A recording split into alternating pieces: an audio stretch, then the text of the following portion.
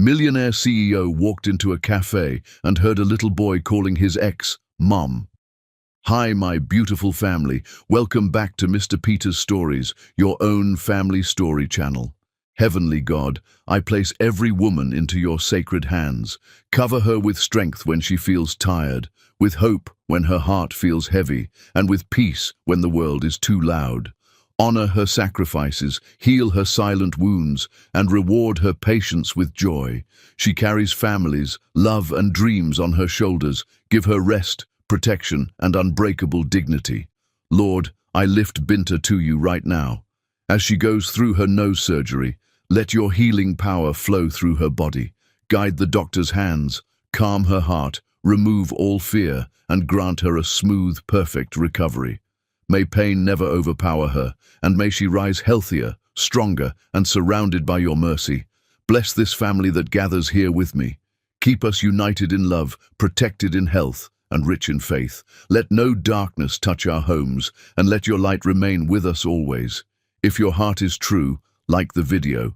If your love is real, write, I am with Mr. Peter. The cafe smelled like expensive coffee and broken dreams. Max Holden pushed through the glass door, his $1,000 shoes silent against imported tile. He'd stopped here 100 times before, always in a rush, always distracted by the next deal. Today, he wanted something simple, just coffee, just a moment of normalcy before the chaos of mergers and board meetings consumed him. Then he heard it, a child's voice, bright and clear, cutting through the ambient noise. Mum, can I have the chocolate muffin, please? Max's hand froze on his phone. That word. Mum. Something about it stopped his breath. He turned. The woman stood near the pastry display, her back to him. Dark hair pulled into a sleek ponytail, designer jacket fitted perfectly across shoulders he'd once traced with his fingers in the dark. She bent down to the little boy beside her, and Max saw her profile. Jordan Shaw. His heart stopped beating, actually stopped. The little boy tugged her sleeve. He had to be around 5, maybe 6. Caramel skin, bright eyes, a smile that could light up rooms. He wore a tiny button-down shirt and looked like he'd just stepped out of a catalogue, but it wasn't just the boy that destroyed Max. It was the man standing with them. Tall, confident, his hand resting casually on Jordan's lower back. He leaned down and kissed her temple, laughing at something the boy said. The gesture was familiar, intimate, natural, like he'd done it 1,000 times before, like he belonged there. The little boy looked up at the man. Dad, can we get one for you too? Dad. That single word detonated in Max's chest like a grenade.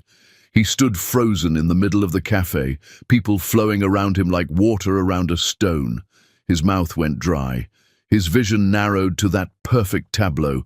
Jordan, the boy, the man who wasn't him. Jordan hadn't seen him yet.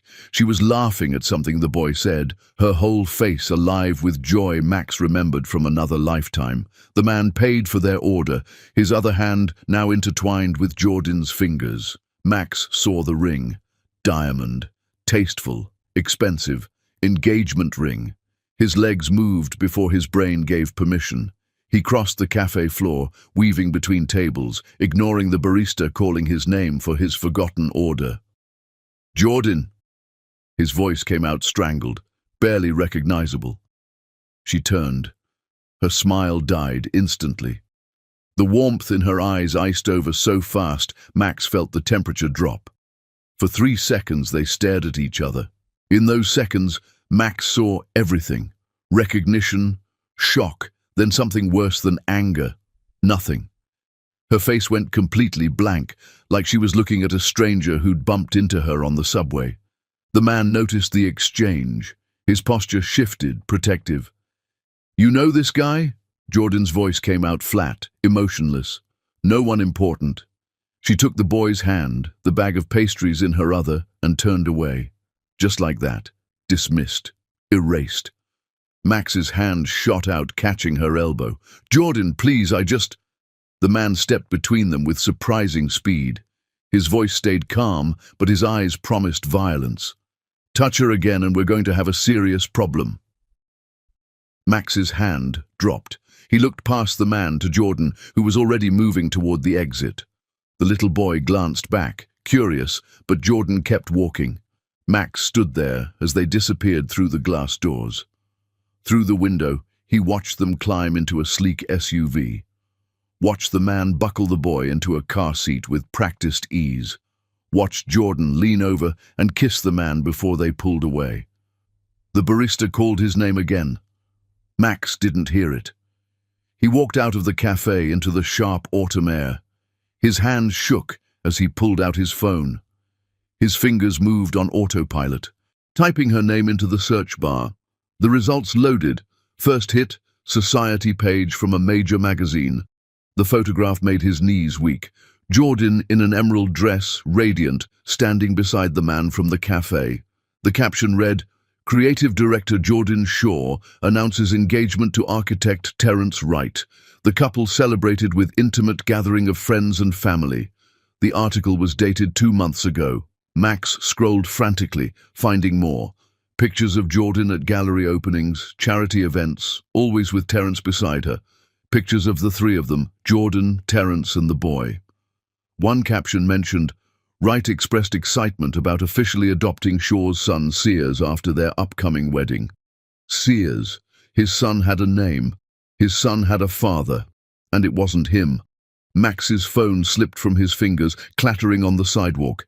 He bent to retrieve it with hands that wouldn't stop shaking. People streamed past him on the busy street, everyone rushing somewhere important, and Max stood there with his entire world collapsing inward. His phone buzzed. Dorothy, his fiancée, calling to remind him about their cake-tasting appointment. Max stared at her name on the screen until the call went to voicemail.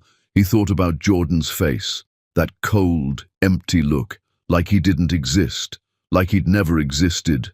He thought about the boy, Sears, calling another man dad with such easy affection. He thought about how he'd never known Jordan was pregnant, how he'd moved to London without looking back, how his mother had said Jordan was seeing someone else, and he'd believed it.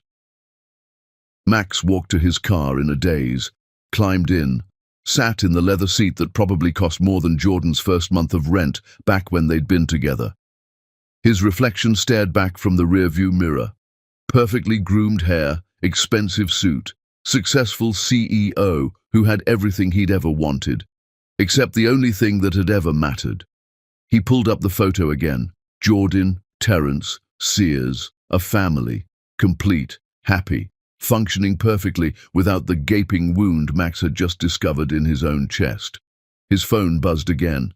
Dorothy, then his assistant, then his mother. Max silenced them all. He sat in that parking spot as the sun moved across the sky, as the cafe filled and emptied, as the world continued turning without him. He sat there and stared at that photograph until he'd memorized every detail. The way Sears smiled, the protective curve of Terence's arm around Jordan's shoulders, the peace in Jordan's eyes. She'd moved on. She'd built a life. She'd replaced him completely. When Max finally started the car, his hands had stopped shaking. Something else had taken over, something cold and certain. He drove to his penthouse in silence. Dorothy was there, waiting, dressed for their appointment. She took one look at his face, and her smile faltered. "Max? What happened?" He walked past her to the bar, poured whiskey he didn't taste. Dorothy followed, her heels clicking on marble. "Max, you're scaring me. Talk to me." He downed the drink, poured another. "I saw someone today," he said. His voice sounded strange, disconnected. "Someone from before." Dorothy's face tightened. She knew about Jordan. Everyone in his circle knew about the college girlfriend he'd left behind when he'd leveled up to his current life. "Okay," Dorothy said carefully. "And?" "She has a son." Dorothy waited. "He's mine." The glass in Dorothy's hand slipped, shattering against the floor. Neither of them moved to clean it up. "What?" Max laughed, the sound bitter and broken. "She's engaged. The kid calls another man dad. They're getting married. He's adopting my son." "Max, how do you even know?" "I know." He turned to face her. and whatever she saw in his eyes made her step back. "I know." Dorothy's mouth opened, closed. Her carefully constructed future was crumbling, and Max could see her trying to grab the pieces. "We should postpone the wedding," she said finally. "You need time to process this." Max looked at her, really looked at her. Beautiful, appropriate, perfect on paper. Everything his mother had wanted for him. Nothing he actually needed. "There's not going to be a wedding," he said. Dorothy's face went white. "What? I can't marry you." "Max, you're in shock. You're not thinking." "I'm thinking clearly for the first time in years." He set down his glass. "I'm sorry. You deserve better than this. Better than me. You're ending our engagement because of some woman from college. Some kid who might not even be yours. He's mine. You can't possibly—" "Dorothy." His voice cut through her panic. "I know. The same way I know I never should have proposed to you. The same way I know this life I've built is empty. I know." She stared at him, tears spilling down her cheeks. "I love you." "No," Max said quietly. "You love what I represent." "But I'm not that person anymore. Maybe I never was." Dorothy grabbed her purse, her hands shaking. At the door, she turned back. "You're making a mistake. That woman clearly doesn't want you. You're throwing away everything for nothing." She slammed the door. Max stood alone in his penthouse, surrounded by expensive furniture and floor-to-ceiling windows overlooking the city he'd conquered. And he'd never felt more like he'd lost. Chapter 2. The First Blood. Max didn't sleep. He sat on his balcony as the city lights blurred below, whiskey burning through him until dawn broke grey and cold. His phone filled with messages he didn't read. Dorothy's lawyer, his mother, his assistant asking about cancelled meetings. None of it mattered. When morning came properly, he showered, dressed in his sharpest suit, and did what desperate men do. He found Jordan's office. Sterling Media occupied 15 floors of a glass tower in Midtown.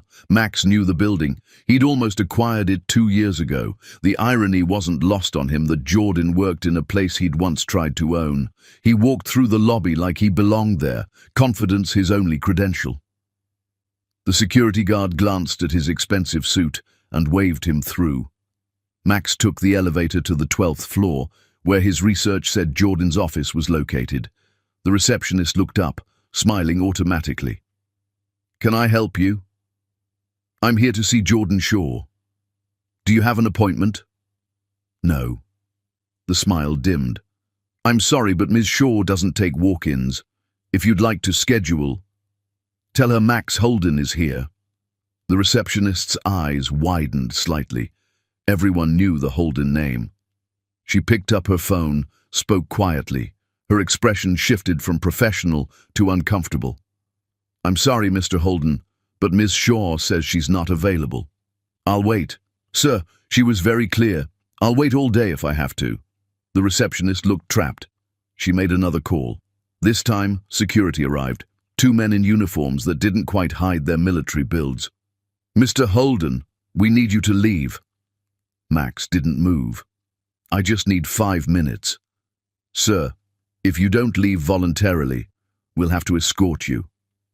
Max looked past them down the hallway, hoping to see her, hoping she'd change her mind. The hallway stayed empty. He left, but he didn't go home. He went to his car in the parking garage and waited. 6 hours he sat there, ignoring calls, watching the elevator banks through the glass walls. Employees came and went. The sun tracked across the sky. At 6 in the evening, he saw her. Jordan emerged from the elevator, briefcase in one hand, phone in the other. She wore a burgundy suit that fit like it was made for her, probably was. She walked with purpose, heels clicking, completely unaware of him. Max got out of his car. She must have sensed movement because she looked up. When she saw him, she didn't freeze. She didn't run. She stopped walking and laughed. Actually laughed. The sound echoed in the concrete garage, bitter and sharp. "You really think you matter?" She walked toward him, no fear in her stride. "You really think showing up like some stalker is going to change anything?" Jordan, please. I just need to talk to you. About what? She stopped 3 feet away, close enough that he could smell her perfume. Different than before. Everything about her was different. About how you walked out of my life without a word, about how you blocked my number, about how you had your mother's lawyers contact me. What? Don't play stupid, it doesn't suit you. I don't know what you're talking about. My mother's lawyers. Jordan's laugh died. Something dangerous crossed her face. You really don't know. She reached into her briefcase, pulled out a folder, threw it at his chest. Papers scattered across the concrete. Pick them up, she said. Read them. Max knelt, gathering pages with shaking hands, legal documents, dense text he tried to focus on. Then he saw it, termination of parental rights, his signature at the bottom. What is this? You signed away your rights to Sears when he was 6 months old. Jordan's voice was cold as death. Your mother's lawyers contacted me, said you wanted nothing to do with us, offered me $200,000 to make us disappear.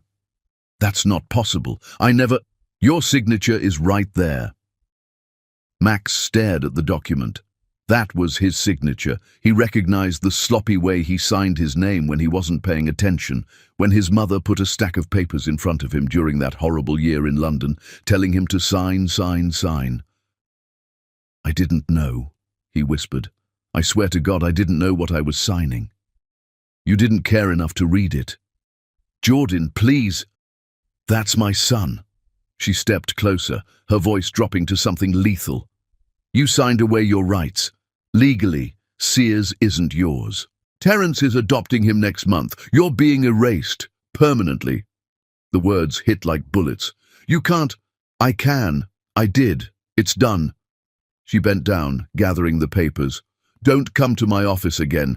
Don't wait in parking garages. Don't call. Don't write. You don't exist to us. She turned away. He's my son.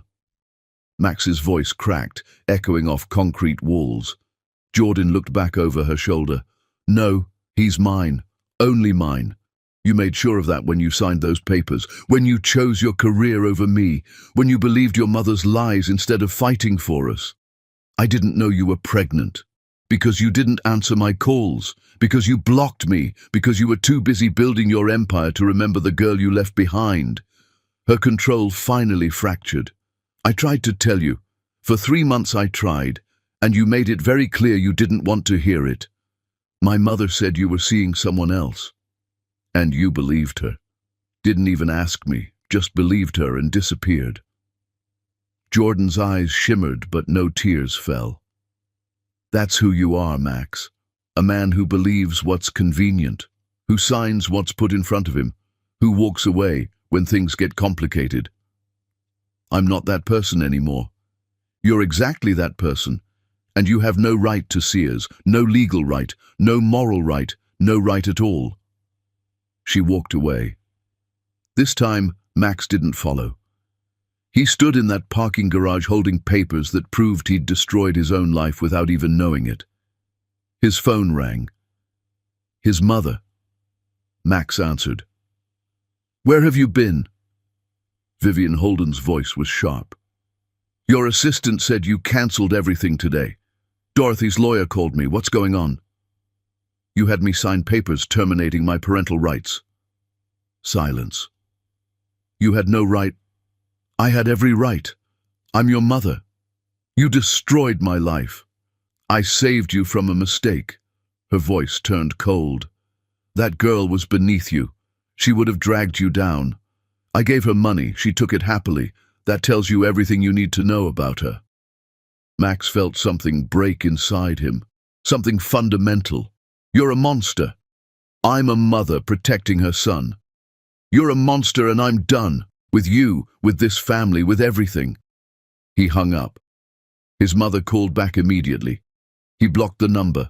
Then he drove to Holden Industries, walked into the boardroom where an emergency meeting had been convened about his absence, and quit. Just quit. His board stared in shock as he removed his security badge, placed it on the table, and walked out. By the time he reached his car, His phone exploded. His board, his lawyers, his mother, calling from a different number. Max sat in his car and watched his entire life detonate in real time.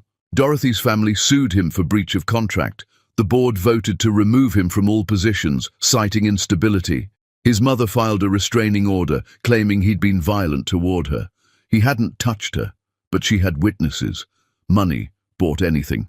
By the end of the week, Max Holden had lost his company, his fiancée, his family, and his reputation, and Jordan Shaw still wouldn't take his calls. Chapter 3. The Descent. The eviction notice came on a Tuesday. Max stared at the paper taped to his penthouse door. Legal jargon that boiled down to, "You have 30 days to get out."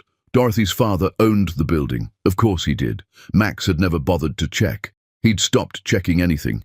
Inside, the penthouse looked like a crime scene. Empty bottles, takeout containers, unopened mail piled on every surface. The cleaning service had stopped coming after he'd screamed at them to leave him alone. How long had it been? 3 weeks? 4? Time moved strangely now.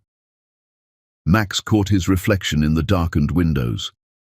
A stranger looked back, beard growing wild, hair unwashed. The expensive suit hung on a frame that had lost considerable weight. His phone buzzed. Another lawyer. He'd stopped answering days ago. The lawsuit from Dorothy's family was proceeding. They wanted everything: breach of promise, emotional damages, public humiliation. Their lawyers were vicious, and Max had no defense.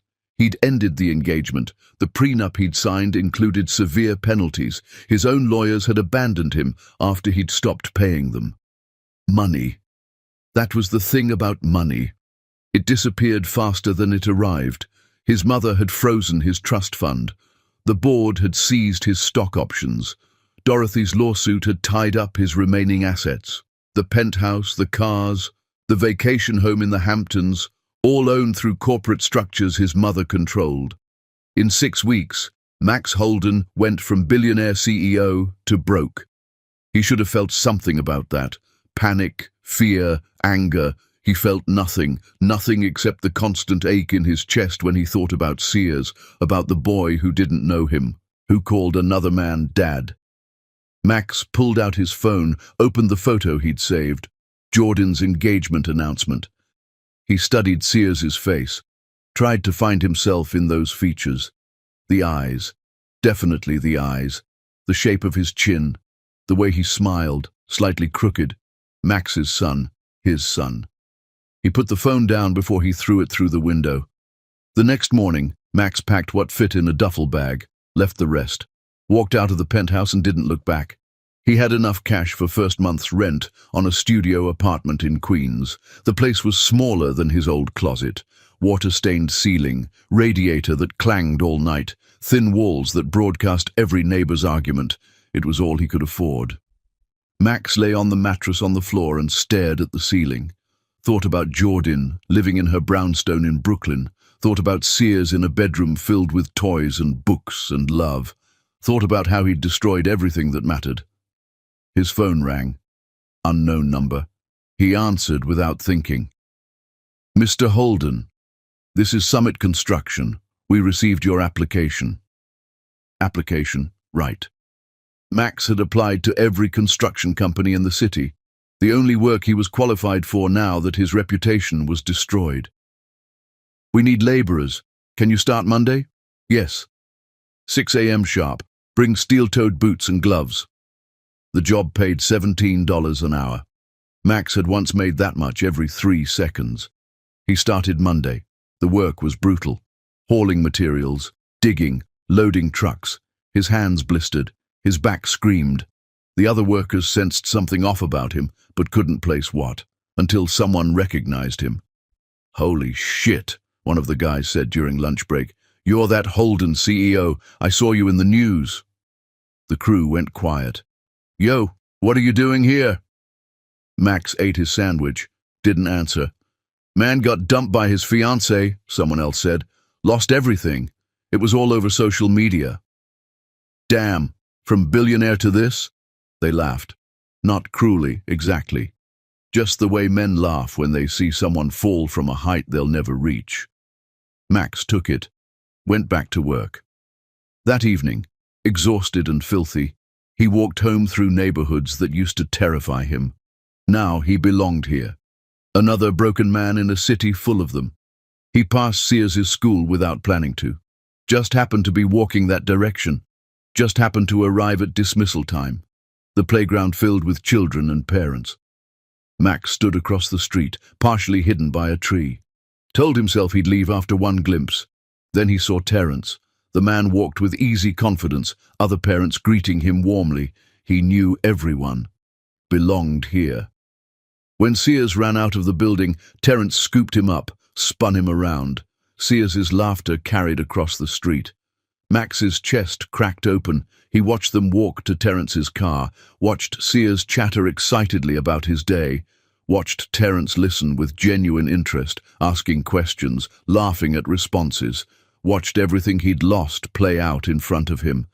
A teacher noticed Max, frowned, looked at her phone, then back at him. Max realized how he must look, unshaven, dirty, lurking near a school. The teacher spoke to another parent. That parent pulled out a phone. Max walked away quickly, heard someone call out behind him, walked faster. He made it 2 blocks before police cars appeared. "Sir, we need you to stop." Max stopped. They asked for ID, asked what he was doing near the school, asked if he had children there. "No," Max said, which was technically true. "We got a call about a suspicious person. You match the description." "I was just walking." With a direct view of the playground for 20 minutes.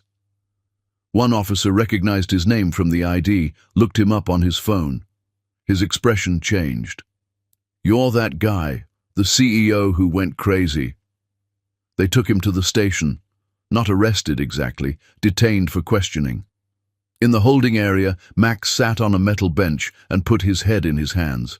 This was his life now. This was what he'd become. Rock bottom had a basement. They released him after 2 hours with a warning. Stay away from the school. Stay away from children's areas. One more complaint and they'd file charges. Max walked out into the night. His phone rang. Unknown number again. He almost didn't answer. "Mr. Holden," a woman's voice. Familiar, but he couldn't place it. "Who is this?" "It's Carmen, from Jordan's office."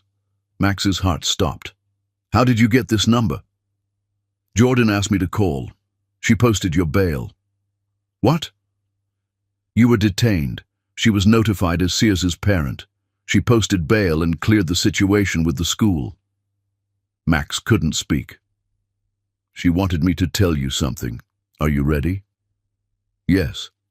She said, "I wanted you to know that Terence is taking Sears to Florida this weekend. Father-son trip. They're going to Disney. Sears is so excited. He's going to officially start calling Terence Dad when they get back. Just thought you should know before you disappear completely." The line went dead. Max stood on the sidewalk outside the police station. People streamed past, everyone with somewhere to go, somewhere to be. He had nothing, no one. Jordan had bailed him out just to twist the knife, to make sure he knew exactly what he was losing, and it was working. Max walked, didn't know where. Just walked through the city until his feet bled in his cheap boots. Walked until the sun came up and he found himself on a bridge, looking down at water that promised an end to the pain. His phone buzzed, text from an unknown number. He almost deleted it. Then he opened it. A photograph, Sears at the airport, wearing a Disney shirt, holding Terence's hand, grinning with pure joy. No message, just the photo. Max's legs gave out. He sat on the bridge walkway back against the railing and finally let himself break completely. He cried until he had nothing left. Then his phone rang again. He answered without looking. "Mr. Holden, this is Dr. Reeves from Mercy Hospital. You're listed as emergency contact for Vivian Holden. She's had a stroke. You need to come immediately." Max hung up, sat there as the sun climbed higher. His mother was dying and he felt nothing, absolutely nothing. Chapter 4. The deal. The pills sat in a neat line on Max's counter. He'd bought them from 3 different pharmacies so no one would notice. Sleep aids, pain medication, enough to stop the constant screaming in his head. The bottle of whiskey sat beside them. Max stared at his options. This, or keep living in this hell. This, or watch Jordan's life continue without him. This, or spend the rest of his existence as the cautionary tale people whispered about. The man who had everything and lost it all. His neighbor, Mrs. Chen, an elderly woman who lived next door, knocked on his door. Max didn't answer. She knocked again. "Mr. Max, you okay in there?" He stayed silent. She kept knocking. "I hear you moving around. I just worry. You remind me of my son before he—" She trailed off. Before he what? Max wondered distantly. The knocking continued, persistent, annoying. Max opened the door. "What?" Mrs. Chen looked tiny in the hallway. She held a container of food. "You look terrible. When you eat last?" "I'm fine." "You not fine. You look like ghost. Here, soup." She pushed past him into the apartment, saw the pills, the bottle. Her face changed. "Oh no, no, no, no." She grabbed the pills, poured them down the sink, before Max could react. "No, I lose my son this way, not lose you too. You don't even know me. I know sad. I know broken. I know look in eyes of person who done with world." She gripped his arm with surprising strength. "You don't get to be done. Not tonight. You can't." She pulled out her phone, dialed. "What are you doing?" "Calling ambulance. You need help, real help." Max could have stopped her, could have taken the phone, could have walked away. He didn't. The paramedics arrived. Mrs. Chen explained. They saw the evidence, asked Max questions he couldn't answer coherently. They took him to the hospital. 72-hour psychiatric hold. Max sat in the intake room and felt nothing. Not embarrassment, not anger, just the same vast emptiness that had been growing since that day in the cafe. The psychiatrist was a tired-looking woman in her 50s. She read his chart without expression. "Mr. Holden, you were brought in on suicide watch. Do you want to hurt yourself?" "No." "Your neighbor found pills and alcohol. What was your intention?" Max didn't answer. "I can't help you if you don't talk to me." "I don't want help." "What do you want?" The question hung there. What did he want? "I want my son to know me," Max said finally. "I want the woman I love to look at me without hatred. I want to undo every stupid decision I've made. I want to be someone different." "And when you can't have those things?" "Then I don't want to be here." She made notes. "You'll stay the full 72 hours.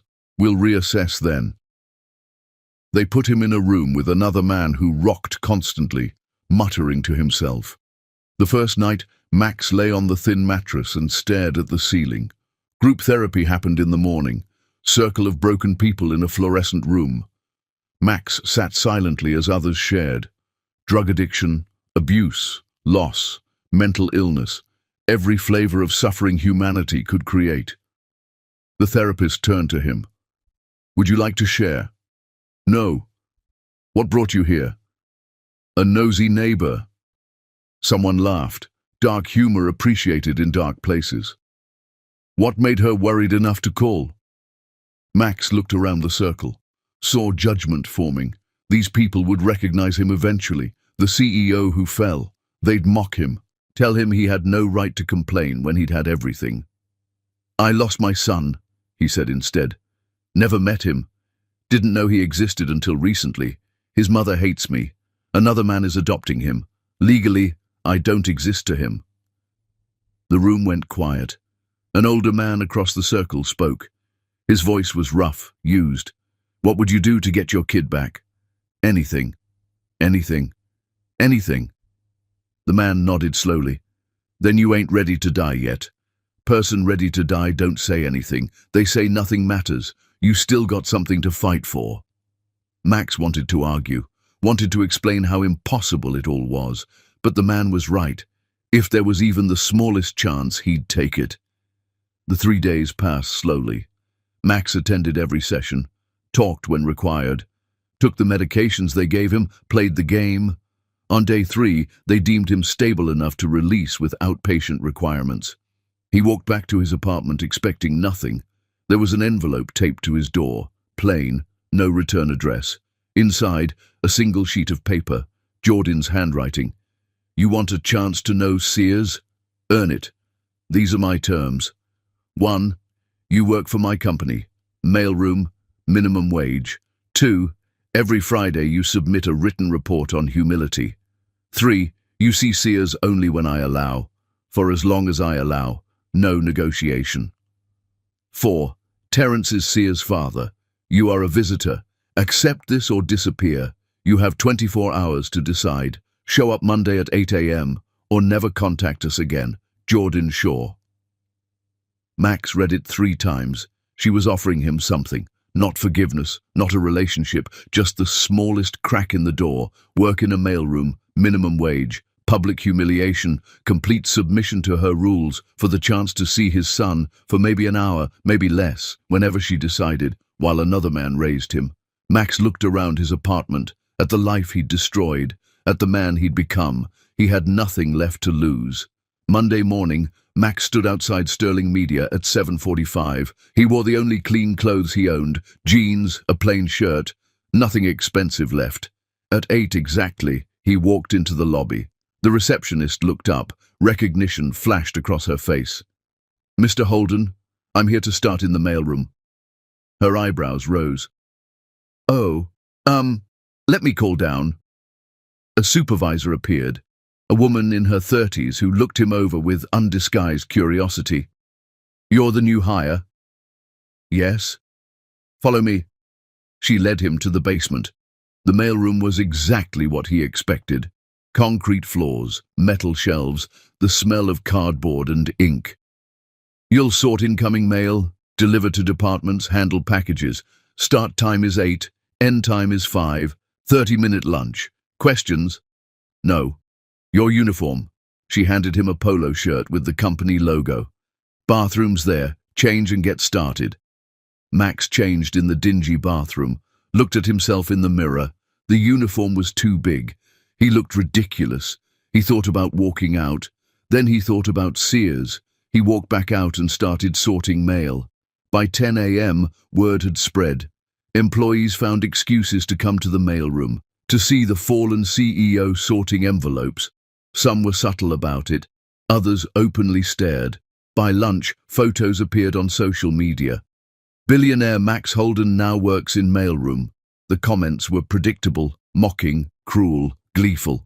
Max kept working. At 3 p.m., he had his first delivery to the 12th floor, Jordan's floor. He stepped off the elevator and every head turned. Whispers followed him as he dropped packages at the front desk. Then he saw her. Jordan stood outside her office, talking to a colleague. She wore a black suit that probably cost more than Max made in a month now. She looked powerful, confident, untouchable. Their eyes met. Max waited for something. Acknowledgement, satisfaction, anything. Jordan's expression didn't change. She looked through him like he was invisible, then turned back to her conversation. Max delivered his packages and left. That night, he started his first written report. What I learned about humility today, that I deserve every bit of this, that I spent my whole life thinking I was better than people who did honest work, that I was wrong about everything, that watching Jordan succeed while I deliver her mail is exactly what I earned. He left it on her desk before leaving. The next morning there was a note on his locker. Acceptable, keep going, J. Max kept going. Chapter 5. The Humbling. 2 months felt like 2 years. Max's hands developed calluses from handling boxes. His back ached from lifting. His ego, already shattered, ground down to nothing under the daily weight of humiliation. Former colleagues saw him in the hallways. Some looked away quickly. Others made sure he noticed them noticing. The whispers never stopped. His weekly reports to Jordan became confessionals, raw, honest, things he'd never admitted to anyone, barely admitted to himself. I thought money made me important. I thought my last name meant I deserved respect. I was entitled and blind, and I hurt the only person who ever really saw me. Jordan never responded beyond occasional one-word notes. Continue. Better. Once, simply, true. She never spoke to him directly. Then, 8 weeks after he started, she called him to her office. Max's heart hammered as he took the elevator up. He'd seen her dozens of times in passing, always from a distance, always with her not acknowledging his existence. Her assistant waved him in. Jordan sat behind her desk, backlit by floor-to-ceiling windows. She didn't look up from her laptop. "Sit." Max sat. She finished typing, closed the laptop, finally looked at him. "You've completed 2 months. You haven't quit. You haven't complained. You've been on time every day." Max said nothing. "Sears asks about you sometimes. The man from the cafe. He doesn't understand why you're always around now." Max's breath caught. "He remembers me. Children remember strangers who stare at them." Her voice stayed flat. "I told him you work for my company, nothing more." "Jordan, I'm going to let you see him. 1 hour. At my house. Terrence will be present. You don't get to explain who you are. You don't get to play dad. You sit. You observe. If you cross any line I set, this ends permanently." "When?" "Saturday, 3 p.m. Don't be late." She opened her laptop again. Dismissal clear. Max stood to leave. "Max!" He turned back. It was the first time she'd said his name in months. "This isn't forgiveness. This isn't me softening. This is me allowing Sears to know his biological father exists. That's all. Don't mistake my mercy for weakness." "I won't. You broke me once. I won't let you break him. Ever." "I understand. I don't think you do, but you will." Saturday arrived cold and sharp. Max stood outside Jordan's brownstone at 2:55, his heart trying to escape his chest. The building was beautiful. Restored brick, flower boxes, the kind of home that spoke of stability and care, everything he should have given her. He rang the bell at exactly 3. Terrence answered. Up close, the man was even more imposing. Tall, athletic, kind eyes that currently held wariness. "Max." "Terrence, come in." The interior matched the exterior. Warm, lived in, photos on every surface, Sears at various ages, Jordan laughing, the two of them together, a family, complete without him. "Living room's through there. Jordan's getting Sears ready." Max walked into a space filled with books and plants and toys organized in bins. A life built with intention. Terrence didn't sit, stood with arms crossed, not aggressive, protective. "I want to be clear about something," Terrence said quietly. "I don't know your whole story with Jordan. That's between you two. But Sears is my priority. He's happy, stable, loved. If you're here to disrupt that, we're going to have problems." "I'm not here to disrupt anything." "Then why are you here?" Max met his eyes. "Because he's my biological son and I want him to know I exist, that I didn't abandon him by choice." "Didn't you, though?" The words landed hard. "I didn't know Jordan was pregnant." "But you left her. You blocked her calls. You moved countries without a word. So even if you didn't know about Sears specifically, you abandoned her, which means you abandoned the possibility of him." Max had no defense. "You're right." Terrence studied him. "Jordan says you've been working in her mailroom for 2 months. That true?" "Yes." "Why?" "Because she told me to. Because it's the only way she'll let me see him." "And you're okay being humiliated like that?" "I'm okay with whatever it takes." Something shifted in Terrence's expression. Not warmth exactly, maybe respect. "I'm adopting him next month. Judge already approved it. Legally, I'll be his father." "I know." "And you're still here." "I'm still here." Before Terrence could respond, footsteps on the stairs. Jordan appeared holding Sears's hand. The boy wore a superhero shirt and jeans. His hair was freshly braided. He looked at Max with curious eyes. "Sears, this is Max. He works with Mommy. He wanted to meet you." Sears' face brightened. "You're the man from the cafe. I remember you." Max's throat closed. "Hi, Sears. Do you like superheroes? This is my favorite shirt. It's got all of them on it. It's a great shirt." Sears launched into a detailed explanation of each hero's powers. Max listened like it was the most important information he'd ever received. Jordan sat on the couch, watching. Terence stood nearby, present but not interfering. Max sat on the floor so he'd be at Sears's eye level, let the boy lead the conversation, answered questions, laughed at jokes, soaked in every second. Sears had his mannerisms, the way he tilted his head when thinking, the way his hands moved when excited. Pieces of Max in this perfect little person. The hour passed too fast. When Jordan said it was time, Sears pouted. Already? But we were having fun. Max has to go now. Maybe you'll see him again. Will I? Sears looked at Max hopefully. Max looked at Jordan. She gave the slightest nod. I hope so, buddy. Okay, bye, Max. Sears hugged him, just wrapped small arms around Max's waist and squeezed. Max froze, then slowly returned the embrace, terrified of breaking the moment. When Sears ran upstairs, Max stood slowly. His eyes burned. Thank you, he managed. Jordan's expression remained unreadable. Next month, same time, if you're still employed. I will be. Terence walked him to the door.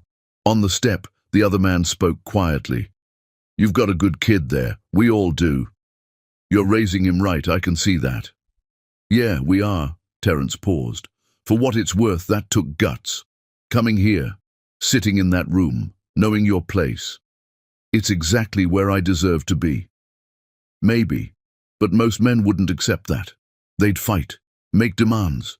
You just took what you were given and seemed grateful for it. I am grateful. Terence nodded. See you next month. Max walked home in a daze. That night he wrote his report. I learned that love means accepting whatever scraps you're offered and being thankful. I learned that my son is perfect and happy and doesn't need me to be whole. I learned that watching him hug me and knowing I don't deserve it is the best and worst feeling in the world. I learned that Terence is a better father than I could ever be, and I learned that I'll take 1 hour a month for the rest of my life if that's all I get. The next Monday, there was a note on his desk. You've been promoted. Report to 6th floor. Marketing assistant position. Still under my supervision. Don't make me regret this. J. Max stared at the note. A promotion, more money, better position, but still under Jordan's thumb. Still proving himself. He reported to the 6th floor and kept his head down and worked harder than he'd ever worked at anything. 3 more months passed. Monthly visits with Sears became the only thing Max lived for. Each time he sat on Jordan's floor and listened to his son talk about school and friends and his life. Each time Terence and Jordan watched. Each time Max left feeling full and empty simultaneously. Then Terence's adoption went through.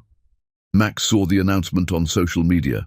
Photo of Terence and Sears at the courthouse, both grinning. Caption, official, forever family. The comments were full of congratulations, love, support. Max stared at that photo for hours. His son now legally belonged to another man.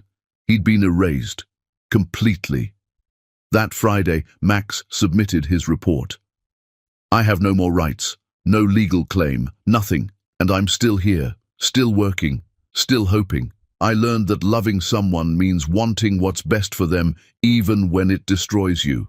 Terence is what's best for Sears, so I'm grateful, even though it kills me. Monday morning, Jordan called him to her office. She looked different, tired maybe, or conflicted. Terence proposed something. I want your input. Max waited. He thinks we should tell Sears who you are, that you're his biological father. He thinks honesty is important now that the adoption is finalized. What do you think? I think it's complicated. I think Sears is happy and this might confuse him. Then don't tell him. Jordan's eyes narrowed. You'd be okay with that? Being just Mum's friend Max forever? I'd be okay with whatever Sears needs. If he's happier not knowing, then I don't need him to know. You've changed. I've had to. She studied him for a long moment. We're telling him this weekend. You'll be there. We'll explain it together. All 3 adults, united front. Okay. And Max? If you make this about you, if you try to compete with Terence, If you do anything that hurts my son, I will end you. Professionally, personally, completely. I understand. That Saturday was the longest of Max's life. They sat Sears down together, Jordan, Terence, and Max. Jordan explained gently.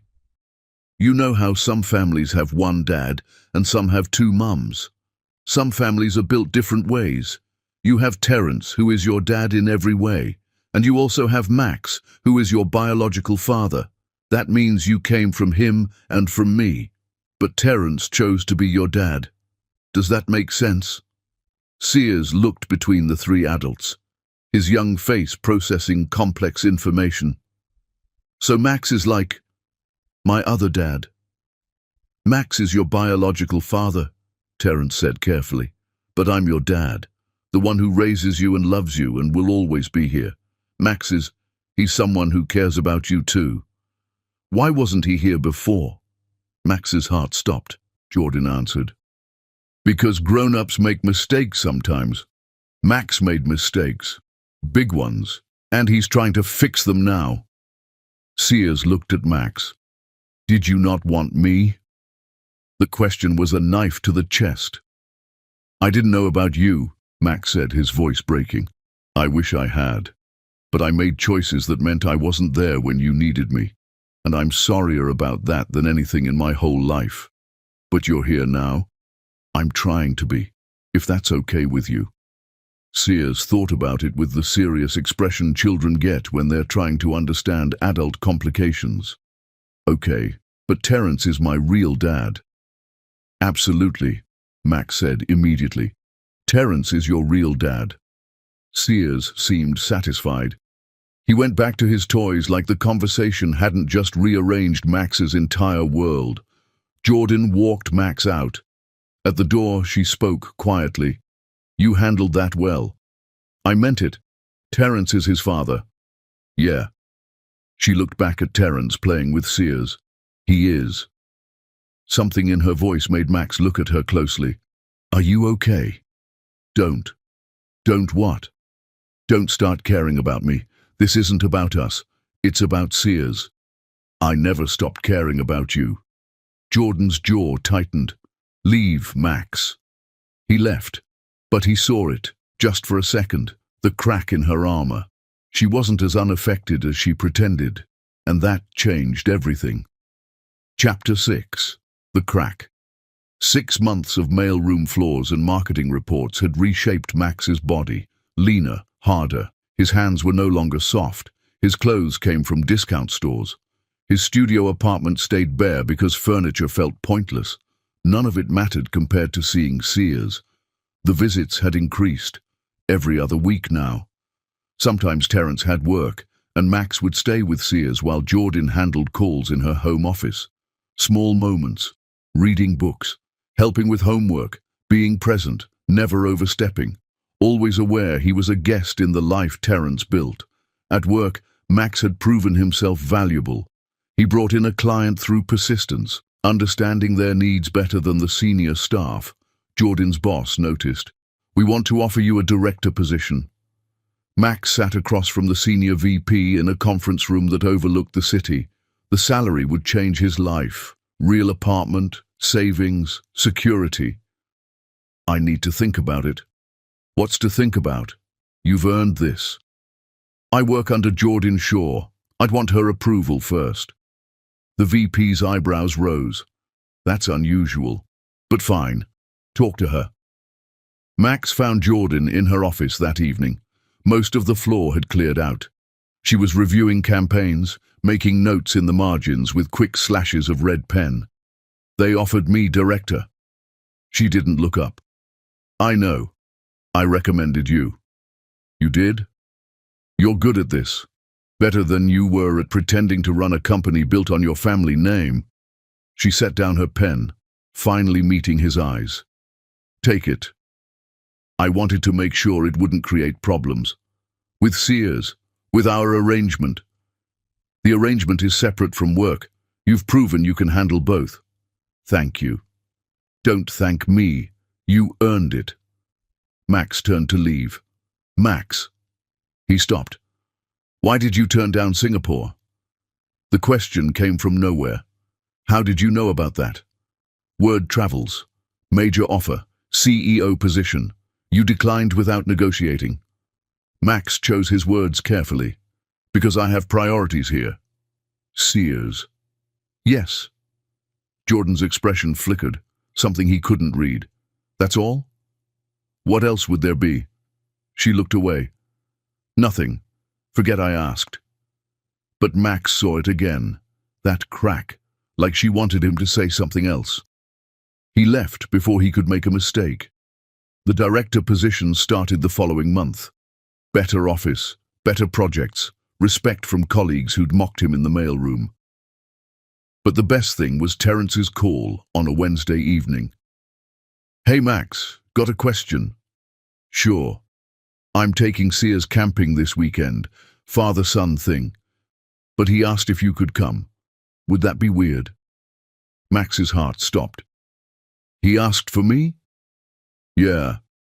Said it would be fun if both his dads came. I told him I'd ask you. What does Jordan think? She said it's up to me, so I'm asking. Would it be weird for you? Max thought about it honestly. Spending a weekend watching Terrence be the father Max wasn't. Seeing Sears run to him first, knowing his place. I'd love to come if you're sure. I'm sure. Pick you up Saturday morning. That weekend changed something fundamental. Max watched Terrence teach Sears to build a fire. Watched him tell stories that made the boy laugh until his stomach hurt. Watched him be patient when Sears got scared of sounds in the dark, and Max helped, held the flashlight, roasted marshmallows, listened. Around the campfire, Sears fell asleep between them. Terrence spoke quietly. Can I ask you something? Yeah. Do you regret it? Not being there from the start? Every single day. But you're here now. That counts for something. Does it? You're his father. I'm just the guy who provides genetic material and shows up sometimes. You sell yourself short. Sears talks about you, asks when he'll see you. He's building a relationship with you. Terrence paused. I was adopted. Did you know that? No. I was 7. My biological father wasn't in the picture. My dad, the one who raised me, he always said family is choice, not blood. He chose me, and I'm choosing Sears. Terrence looked at Max directly. But that doesn't mean you don't matter. It just means you have a different role. What role is that? The one you're creating. There's no script for this. We're figuring it out. Max felt something loosen in his chest. Thank you. For including me. For raising him. For being better than me. I'm not better. I just got the chance you didn't. They sat in comfortable silence, both watching Sears sleep. When they got back Sunday evening, Jordan was waiting. She looked between them, reading something in their faces. How was it? Great, Sears said, running to hug her. We saw deer and Max helped me catch a fish, but we let it go and Terrence made the best s'mores ever. After Sears ran inside, Jordan looked at Max. He had fun. So did I. Terrence said you were good, respectful. I meant what I said. I know my place. Something in Jordan's expression shifted. Do you? Because sometimes I wonder if you're just playing a role, waiting for the right moment to push for more. I'm not playing anything. This is who I am now. People don't change that much. Some people do, when they lose everything. Jordan studied him. I need to tell you something. Terrence and I set a wedding date. The words hit like a physical blow. When? 3 months. Small ceremony. Close friends and family. Congratulations. You don't mean that. I mean that you deserve happiness. Terrence is a good man. He loves you and Sears. That's what matters. Is it? Her voice carried an edge. Because you're standing here looking like I just shot you.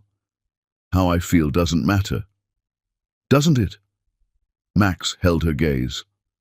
What do you want me to say, Jordan? That I'm devastated. That I still love you. That watching you marry someone else will destroy me. Because all of that's true. But it doesn't change anything. You deserve this. And I'll be happy for you, because that's what you do when you love someone. You want good things for them even when it kills you. Jordan's breath caught.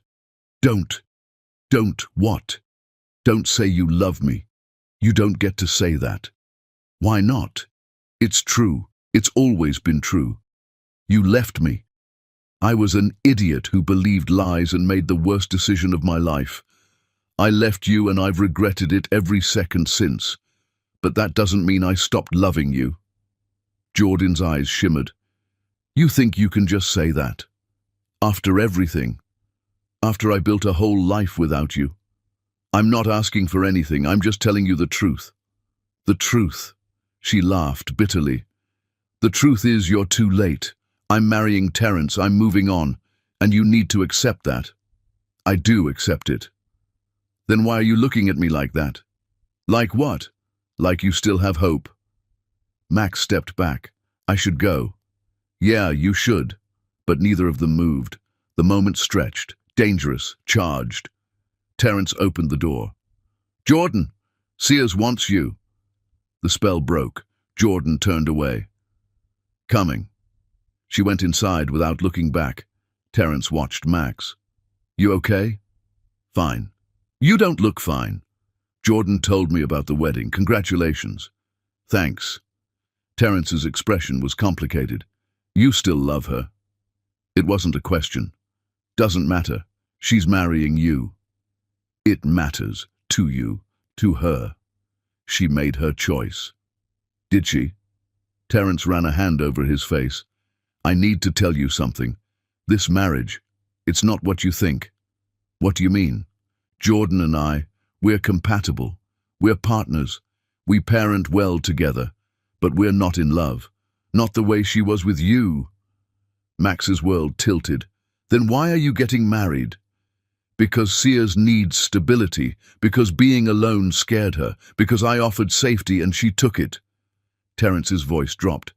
But safety isn't the same as passion. Partnership isn't the same as love. If you know that, why go through with it? Because I love her, even if she doesn't love me the same way. And I'm hoping that's enough. Terence looked away. But watching you two just now, I'm starting to think it might not be. Terence, I'm not stepping aside. I'm not that noble. But I needed you to know the truth. Whatever you do with it is up to you. He went back inside. Max stood on the sidewalk as the light faded, everything he thought he understood rearranging itself. Jordan was marrying Terence out of fear, not love, which meant there was still a chance. Or it meant Max was delusional, seeing hope where there was only his own desperate need. He walked home through darkening streets, Terence's words echoing. That night, he wrote his report. I learned that the right thing and the thing you want are sometimes the same. I learned that love doesn't die just because it's inconvenient. I learned that I might still have a chance, or I might be fooling myself. I don't know which terrifies me more. Friday morning, Jordan called him to her office. She looked like she hadn't slept. I got your report. I shouldn't have written that. It was unprofessional. It was honest. She stood behind her desk like it was a barrier. Terence told me what he said to you. He shouldn't have. Probably not, but he did. And now we need to clear the air. Jordan, I'm not calling off my wedding. I want you to understand that. Terence is good to me. He's stable. He won't leave. And that's what I need. Even if you don't love him. Love isn't always enough. You taught me that. The words were a knife. I'm not that person anymore. Maybe not, but I'm not the girl who believed in grand gestures either. I'm practical now, careful, and Terence represents everything you weren't. Meaning he chose me when I was pregnant and alone. He stayed when things got hard. He proved himself before I even knew I needed proof. Her voice cracked. You're proving yourself now, after everything's already broken, and I don't know if that counts. What would count? I don't know. The admission burst out of her. I don't know, Max. All I know is marrying Terence feels safe, and being around you feels dangerous. Dangerous how? She looked away. Like I might make the same mistake twice. Loving me wasn't a mistake. Yes, it was. It destroyed me. And I won't go through that again. Then marry him. Be safe. I'll step back. Whatever you need. Jordan's eyes snapped to his. Just like that? You'll walk away? If that's what you want. What I want doesn't matter anymore. It's the only thing that matters. They stared at each other across the desk. Jordan broke first. Get out. Jordan, get out before I do something stupid. Max left. That night, Sears called him. The boy had never called before. Max, are you coming to the wedding? Max's heart cracked. I don't know, buddy. I want you there. Mum said you might not come, but I want both my dads there. Sears, please? How do you say no to that? I'll be there. Promise? Promise. After he hung up, Max sat in his apartment and faced the truth. He'd watched Jordan marry another man. He'd smile for Sears. He'd pretend his heart wasn't being ripped out, because that's what you did when you loved someone. You showed up, even when it destroyed you. Chapter 7. The Twist. The wedding was 8 weeks away. Max threw himself into work with desperate focus. Anything to avoid thinking about Jordan in a white dress, Terence waiting at the altar, Sears as ring-bearer, cementing a family Max would never be part of. His campaign started winning awards. Clients specifically requested him. He became the success story everyone pointed to, the fallen CEO who rebuilt from nothing. It meant nothing. Jordan avoided him at work. Their interactions became purely professional, clipped emails, brief meetings with others present. She'd closed the door Max hadn't realized was cracking open. His visits with Sears continued, every other Saturday. But now, Jordan left the room entirely, letting Terence supervise, like she couldn't stand to be near Max. Or couldn't trust herself around him. Max couldn't tell which. 6 weeks before the wedding, Vivian Holden had a massive heart attack. The hospital called Max as emergency contact. He hadn't spoken to his mother in over a year, hadn't thought about her beyond the occasional flash of anger. He went anyway. She looked small in the hospital bed, diminished. Machines beeped around her, tracking the life slowly draining away. Her eyes opened when he entered. You came. They called. I'm dying. I know. They sat in silence. Max felt nothing. Not forgiveness, not grief, just emptiness. I need to tell you something, Vivian said finally. Her voice was weak, stripped of its usual command. About Jordan, about what I did. I know what you did. You don't know all of it. She struggled to breathe. When she found out she was pregnant, she tried to tell you. Called your office 47 times. I had my assistant block every call. Max's hands clenched. She showed up at the office. I had security remove her. She sent letters. I destroyed them. She was desperate to reach you, Max. And I made sure you never knew. Why? Because she was beneath you. Because I'd already arranged your transfer to London. Because I needed you focused on the business, not distracted by some girl. She wasn't some girl. She was everything. I know that now. Vivian coughed, the sound wet and painful. I saw how you fell apart without her, how you turned into someone I didn't recognize. I thought I was saving you. I destroyed you instead. Yes, you did. I'm not asking for forgiveness. Good, because I don't have it. Vivian's eyes closed. I deserve that. But Max, there's something else. About the documents I had you sign, the parental rights termination. What about it? I forged some of it, mixed in real documents with fake ones. Your signature is real, but the intent was manufactured. You could challenge it in court, get your rights back. Max went very still. What? I kept copies, in my lawyer's safe, evidence of what I did. You could use it to claim paternity, legal standing. Why are you telling me this now? Because I'm dying, and I want to do one thing right before I go. She opened her eyes. Take her back. Fight for her. Don't let her marry someone else because she's scared. She's not scared. She's moved on. She's terrified. I had her investigated when you started working for her. She's marrying that man because he's safe, because he won't hurt her the way you did. But she doesn't love him. How do you know?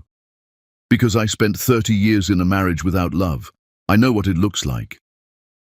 Vivian's breathing became labored. Take the documents, use them, get your son back legally, get her back. I can't do that to Terence. He loves them. And you don't. I love them enough to let them be happy. That's not love, that's cowardice. Max stood. You don't get to tell me what love is. You who destroyed mine, who controlled and manipulated and ruined everything good in my life. You're right. I don't. Vivian's monitor beeped faster. But I can tell you this. If you let her marry him without fighting, you'll regret it for the rest of your life. Some things are worth the risk. I learned that too late. I should go. Max. She grabbed his hand with surprising strength. I'm sorry. I know it doesn't matter. I know it's too late. But I'm sorry. Max looked at the woman who'd shaped his entire life, who'd twisted and controlled and broken him. I hope you find peace, he said quietly. But I can't give you absolution. He left. Vivian died 3 days later. Max didn't cry, didn't attend the funeral his mother's friends organized, didn't claim any of the estate she'd left him in a last-minute will change. He donated it all to single mothers organizations, posted the decision publicly, let the world see. The video went viral, comments flooded in. Some called him noble, others said he was grandstanding, most focused on the dramatic fall and rise of Max Holden. Jordan saw it. She called him Monday morning. My office, now. Max climbed to the 12th floor with his stomach in knots. Jordan stood at her window, back to the door. Why did you give away $300 million? Because it was blood money, from a woman who destroyed my life. Most people would have taken it, built something new. I'm not most people anymore. She turned. Her eyes were red. Had she been crying? Your mother called me, right before she died. Max's world stopped. What?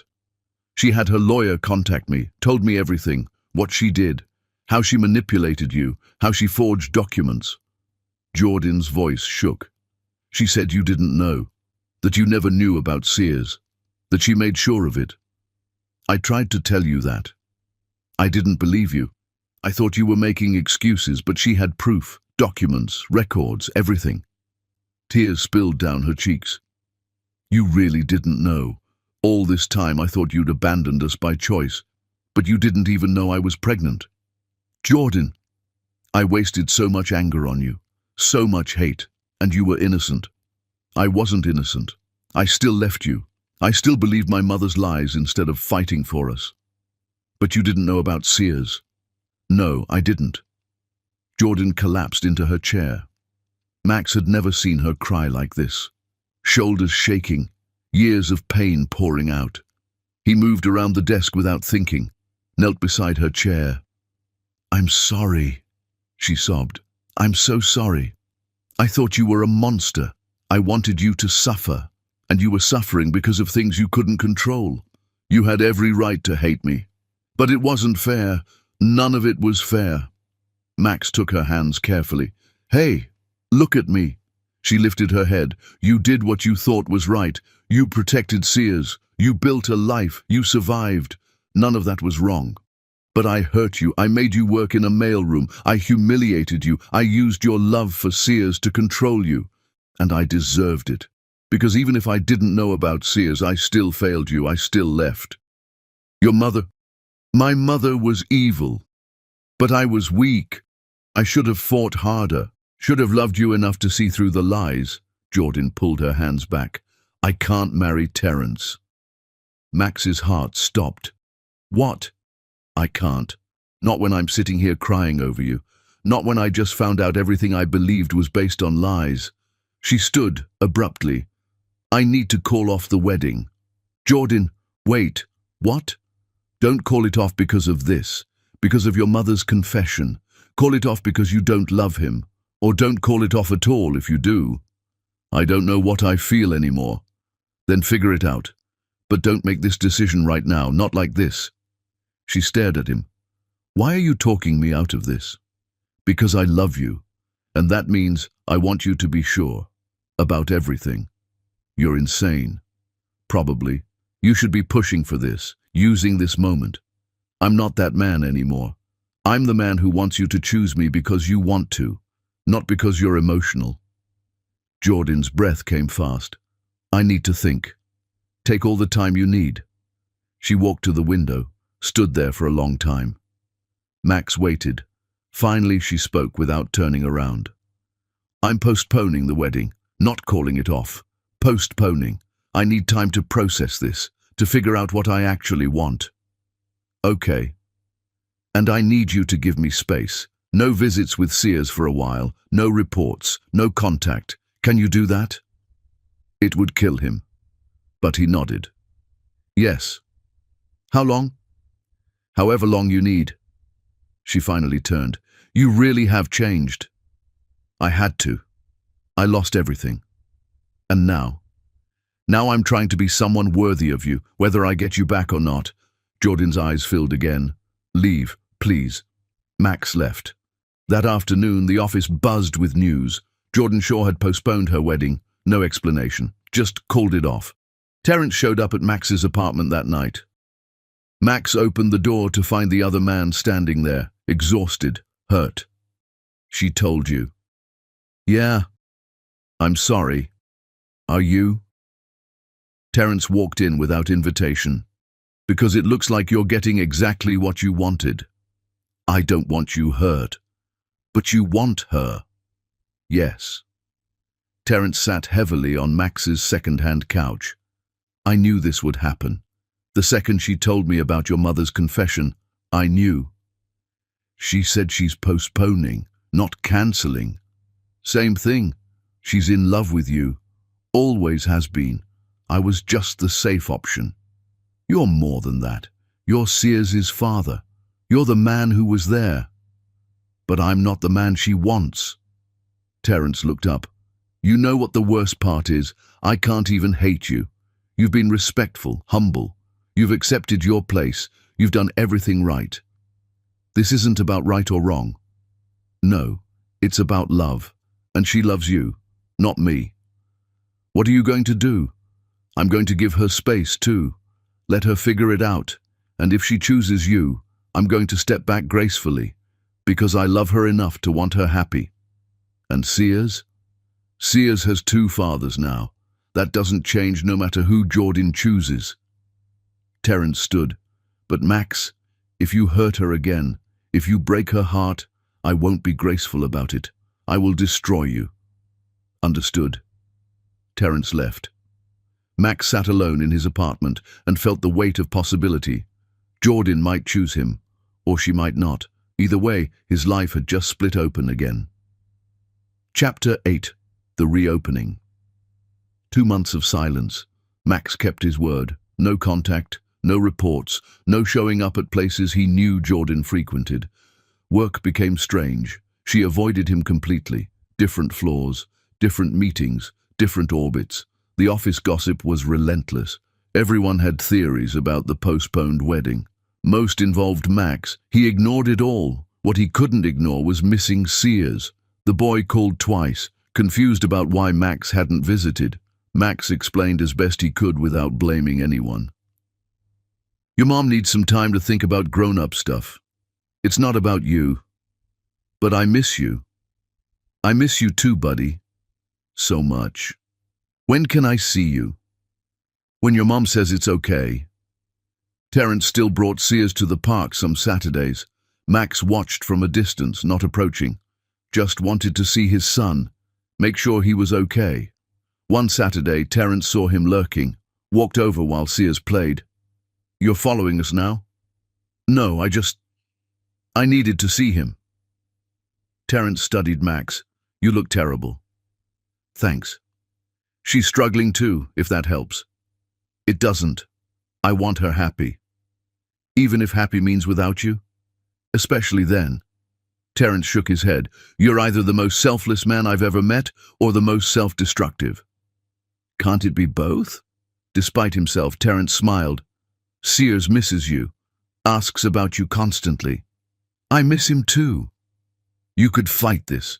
Push for legal rights with the documents your mother left. Force visitation. I could, but I won't. Jordan needs control right now. After everything that was taken from her, she needs to be the one who decides. You're killing yourself with this patience. Better than killing her with my selfishness. Terence clapped Max's shoulder. For what it's worth, I think she's going to choose you. What makes you say that?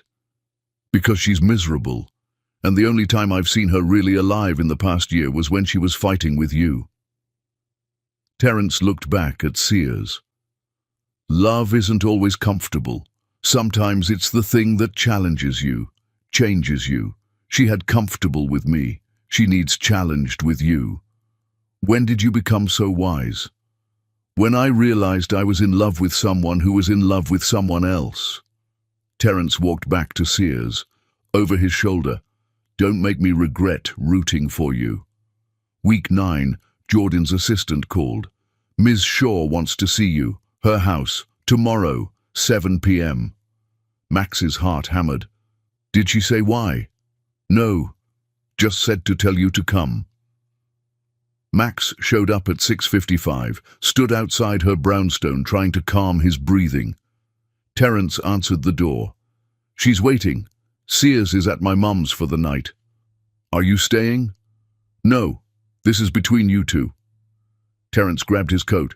But Max, be honest with her. Completely honest. No more games, no more strategies. Just tell her the truth. I will. Good luck. Terence left. Max walked into the living room. Jordan sat on the couch, hands folded in her lap. She looked smaller somehow, vulnerable. Sit. Max sat across from her, not close, giving space. I've spent 2 months thinking, Jordan said, about us, about what happened, about what your mother did, about what I want. Max waited. I'm still angry, not at you specifically, at the situation, at the time we lost, at how unfair all of it was. You have every right to be angry, but I'm also tired of being angry, tired of being scared, tired of being safe. Jordan, let me finish. She took a breath. Terence is wonderful. He's stable and kind and he loves Sears, but he's not you. And I've spent a year trying to convince myself that was enough. That safe was better than passionate, that comfortable was better than challenging. Was it? No. She finally looked at him. It was boring and lonely and wrong, because I was choosing him to avoid you, to avoid feeling the things you make me feel. What do I make you feel? Terrified, exhilarated, alive. Tears formed. When I'm around you, I'm not the controlled, successful woman I built myself into. I'm the girl who believed in grand gestures and second chances and love that conquers everything, and that girl got her heart broken.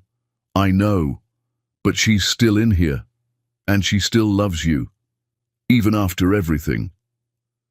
Max's world stopped spinning. I need to know something, Jordan continued, and I need you to be completely honest.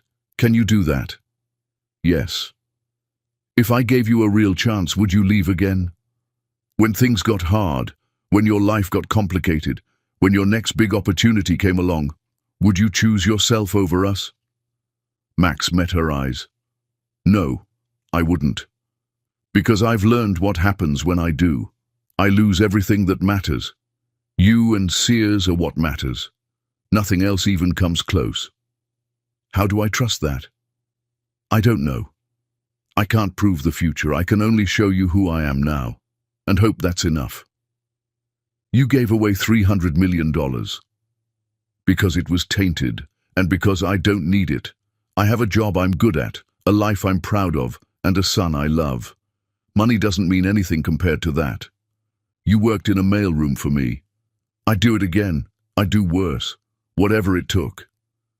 Jordan stood, walked to the window. Max watched her silhouette against the city lights. I'm scared. So am I. What if we try this and it doesn't work?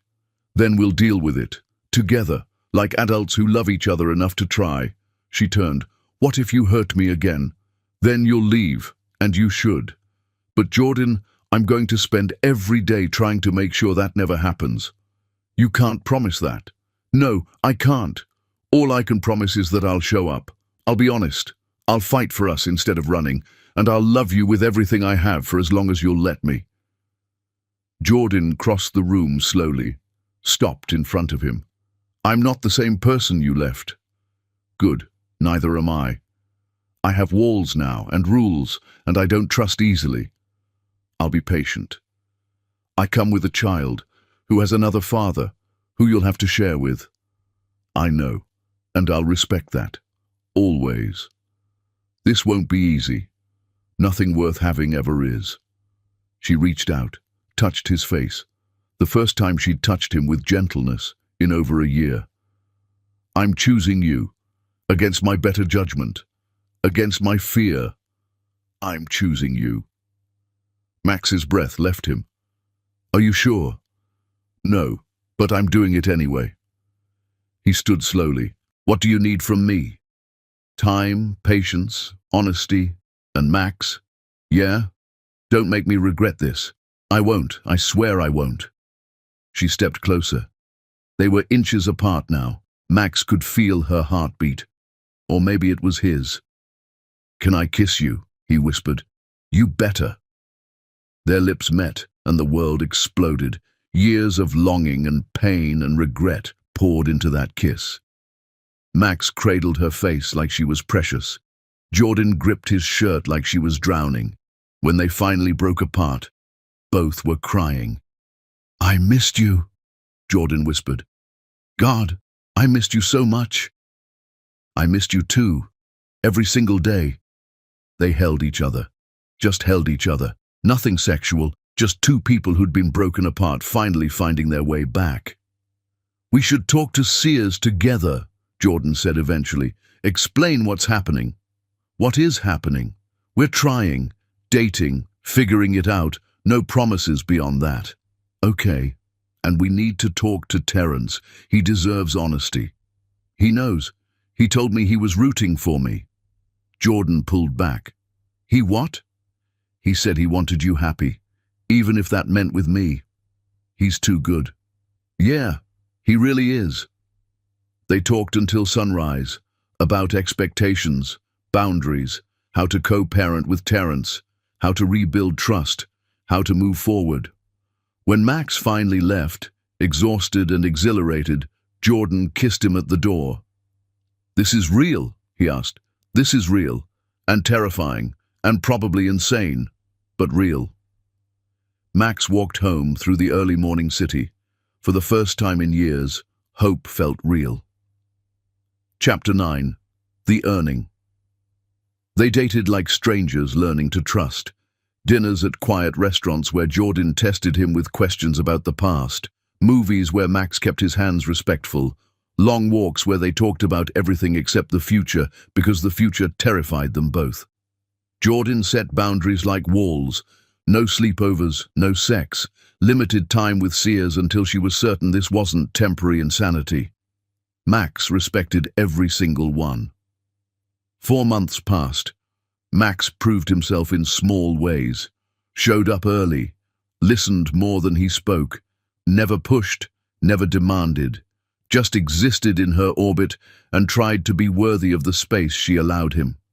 At work he excelled, brought in clients through persistence and genuine care for their needs. His campaigns won awards. People who'd mocked him in the mailroom now sought his advice. The VP called him in. We're offering you vice president position. You've earned it. Max almost said no, worried it would complicate things with Jordan. She found out before he could tell her, cornered him in the hallway. Take it. It puts me above you organizationally. So, I can handle working under someone competent. Stop sabotaging yourself because you're scared of success. He took it. Their physical distance became harder. Every touch felt electric. Every goodbye left them both wanting more. But Jordan held firm. She needed to know this was real, not just chemistry. 6 months in, everything changed. They were at Max's apartment. He'd upgraded to a real place in Brooklyn, close enough to walk to her brownstone, still modest but clean, with actual furniture instead of a mattress on the floor. They just finished a movie, curled together on his couch, Jordan's head on his shoulder, Max's arm around her waist. Comfortable, safe. She turned to face him. "I'm ready." Max's heart stopped.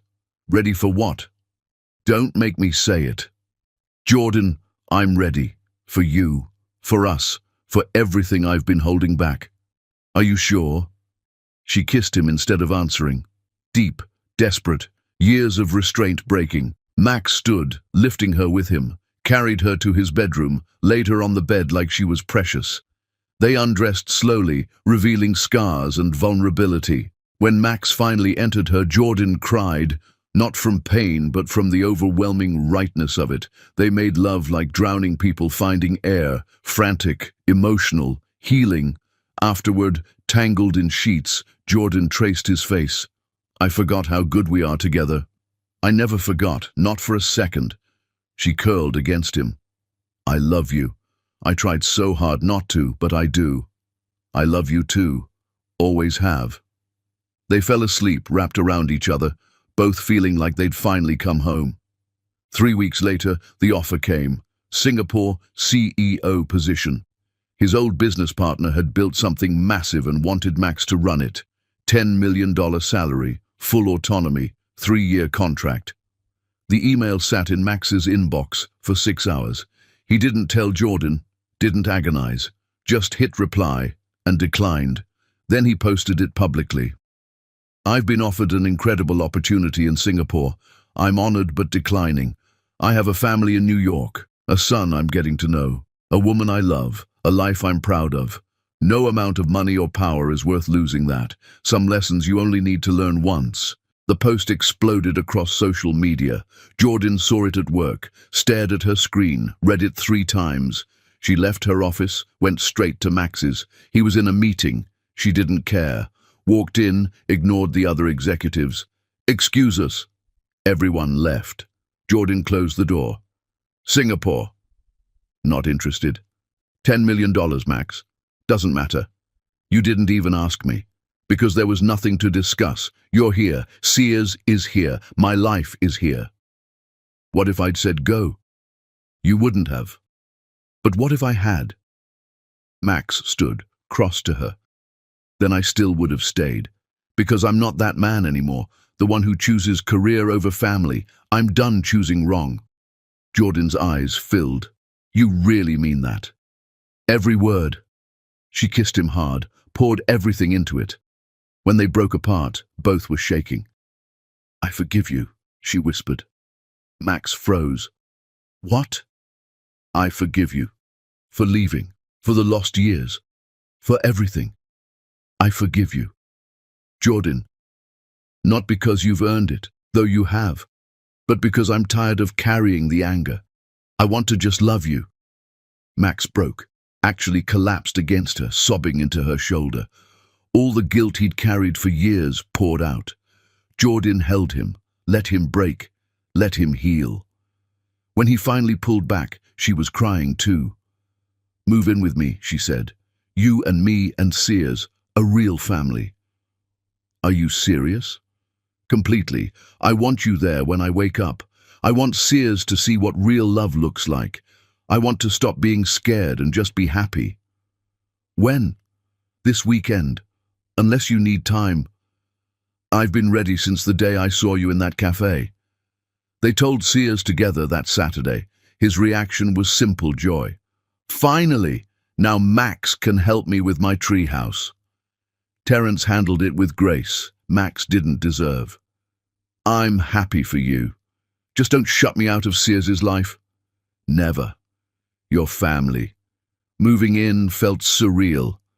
Max's belongings fit in a few boxes. He'd learned to live with less, to need less. Everything that mattered fit in Jordan's brownstone. That first night in her bed, officially living together, Max held her close. "This is real," he whispered. "This is real." They made love slowly, sealing promises, building futures. 2 weeks later, Jordan woke him before dawn. "Max!" "Hmm?" "I need to tell you something." Her tone made him sit up. "What's wrong?" "I'm pregnant." The world stopped. What? 8 weeks. I just found out. Max's hands shook. Are you okay? Is everything... Everything's fine. But Max, I'm terrified. What if this brings back... He kissed her. This is nothing like before. I'm here. I'm staying. We're doing this together. Promise. I promise. On everything I am, I promise. Jordan exhaled shakily. Okay. Sears appeared in the doorway, sleepy. What's happening? Jordan smiled through tears. Come here, baby. We have news. Sears climbed between them. What? You're going to be a big brother. His eyes went huge. Really? When? In about 7 months. That's so cool. Can it be a boy? I want a brother. They laughed, cried, held each other. That afternoon, Max did something he'd been planning for weeks. He took Jordan to the cafe where it all started, where he'd first seen her with Sears and Terence, where his old life had ended. They sat at the same table. Why are we here? Jordan asked. Max pulled out a small box, got down on one knee right there in the crowded cafe. Because this is where I found you again, where I realized what I'd lost, and I want to make it right. He opened the box. Simple ring, nothing extravagant. Jordan Shaw, will you marry me? Will you let me spend the rest of my life proving I'm worthy of you and our family? Jordan was crying. Yes. God, yes. He slid the ring on her finger, kissed her, while the cafe erupted in applause. They set a date fast, 3 months. Before Jordan started showing too much. Small ceremony, just people who mattered. The night before the wedding, Terence came by. Max met him on the stoop. Big day tomorrow, Terence said. Yeah. You nervous? Terrified. What if I mess this up? You won't. Terence clapped his shoulder. You've changed, Max. Really changed. She's lucky to have you. I'm lucky to have her. Take care of them, all of them. Always. They shook hands. More than that. Embraced. Brothers in the way that mattered. That night, Max lay awake beside Jordan. Tomorrow he'd marry the love of his life. Tomorrow everything would be official. Tomorrow he'd finally be whole. Chapter 10. The Surrender. The ceremony was perfect in its simplicity. Garden behind Jordan's brownstone. White chairs, string lights, 40 people who actually mattered. Sears walked Jordan down the aisle, proud in his tiny tuxedo. She didn't need anyone to give her away. She was choosing this, choosing Max. When she reached him, her smile destroyed and rebuilt him simultaneously. The officiant kept it brief. They'd written their own vows. Jordan went first. I choose you. Not because you're perfect, but because you became the man I needed. Because you fought for us when it would have been easier to walk away. Because you love our son like he's always been yours. I choose you, Max Holden, every day for the rest of my life. Max's voice shook. I lost you once because I was blind and stupid and didn't understand what mattered. I won't make that mistake again. You and Sears and this baby are my everything. I promise to show up, to fight for us, to love you with everything I have. I choose you, Jordan, today and always. They kissed as husband and wife. Sears cheered loudest, making everyone laugh. The reception was backyard barbecue, good food, better company. Terence gave a toast that had everyone in tears. Jordan's my family, always will be. And Max, you've proven yourself in ways most men never could. You worked for her love, earned it. That's rare. He raised his glass. To new beginnings and second chances. As the sun set, Max and Jordan slipped away. Sears was staying with Terence. They had the house to themselves. In their bedroom, Jordan turned to Max. We're really married. We really are. How does it feel? Like I can finally breathe. Like the last 6 years were just holding patterns until I could get back to you. She stepped close. Make love to me, as my husband. They undressed slowly, no rush, just reverence. Max worshipped her body, every curve, every mark, the slight swell of her belly where their daughter grew. He kissed his way down, making Jordan gasp and arch. When he finally entered her, their eyes locked. I love you, he whispered. I love you too. So much. They moved together, building heat, building connection. When Jordan came, she pulled him deeper, crying his name. Max followed, collapsing into her with a sound that was half sob, half prayer. They stayed tangled together as their breathing slowed. That was, Jordan started. Perfect, you're perfect. She laughed softly. We're good at this. At us. We always were. We just had to find our way back. They made love twice more that night, each time more intense, each time sealing the promises they'd made. The next morning, they picked up Sears. He ran to them, full of stories about his sleepover. Did you guys have fun? He asked innocently. Jordan blushed. Max laughed. Yeah, buddy, we had a great time. Life settled into beautiful rhythm. Work, family, growing together. The pregnancy progressed smoothly. They learned they were having a girl. Sears was thrilled. I'll protect her, like Dad protects Mom. Every time Sears called him Dad, Max's heart expanded. 7 months after the wedding, their daughter arrived. Fast labor, intense. Jordan gripped Max's hand hard enough to bruise. When the baby emerged screaming and perfect, Max cut the cord with shaking hands. She's beautiful, he breathed. She's ours, Jordan said through tears. They named her Hope, because that's what she represented. Sears held his sister with careful wonder. Hi, Hope. I'm your big brother. I'll teach you everything. Terence visited that evening, brought flowers, held the baby and smiled genuinely. You've got a beautiful family. We do, Max agreed. And you're part of it. That night, with Jordan sleeping and Hope in his arms, Max felt peace settle into his bones. This was his life. Not power or money or prestige. This. A wife who challenged him, a son who loved him, a daughter who depended on him. Everything that mattered. He thought about the man he'd been, the entitled CEO who measured worth in dollars and status. That man was dead. In his place was someone better, someone earned through humiliation and patience and unconditional love. I'm going to do right by you, he whispered to Hope. I promise. Jordan woke, watched them. Come to bed. Max placed Hope in her bassinet carefully, climbed into the narrow hospital bed with his wife. Thank you, he said, for everything, for forgiving me this family. Thank you for becoming someone worth forgiving. They fell asleep, tangled together. 3 years later, Max stood in their expanded brownstone's backyard.